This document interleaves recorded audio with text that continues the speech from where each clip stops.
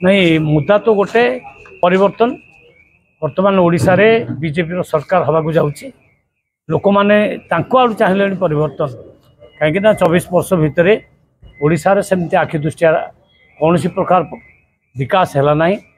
ना स्कूल रे टीचर अच्छा ना डाक्तरखाना डाक्तर अच्छा ना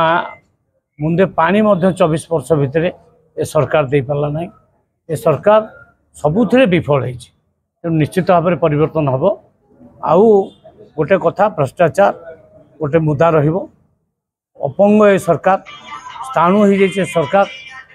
यांकर एमएलए मंत्री भितर कई योग्य ना जे बाहर गोटे लोक राज्य को चलाऊँगी तेणु बाहर लोक सब विदा करने लोक मैंने मनोवृत्ति तैयारी कर लोक ये ए राज्य में शासन करें ना कारण एटा ओडिशार अस्मितार प्रश्न ओडिया मानकर स्वाभिमान प्रश्न ढेंकानाल स्वाभिमान प्रश्न ढेंकानालवासी भी बाहर लोक को विदा करेंगे ओडिशावासी भी बाहर लोक को विदा करेंगे। निश्चित भाव में हिंदोल जनसाधारण को मोर हार्दिक कृतज्ञता ज्ञापन करी स्वतःप्रवृत्त भाव में जिते संख्यार आसी आम सहित सामिल होती आम सहित आग्रह सहित चली एत बड़ खरारे आप देखते स्त्री लोक मैंने बहुत बाट 1.5 किलोमीटर 2 किलोमीटर रास्ता चली तेणु तांकर जो आग्रह रही जो स्वाभिमान प्रश्न उठी से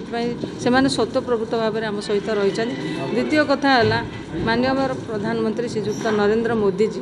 से जो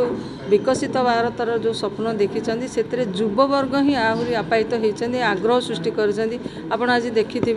ये आमर जिते जनसमागम होता ता भितर युववर्ग मानकर आग्रह उत्साह आम निश्चित भाव में देखी आपण मैंने भी देखिथे से माने मोदी लहर मोदी ग्यारंटी ये सब मन को छुई जाइए तेणु से आम सहित आज सामिल होती अधिक संख्यार।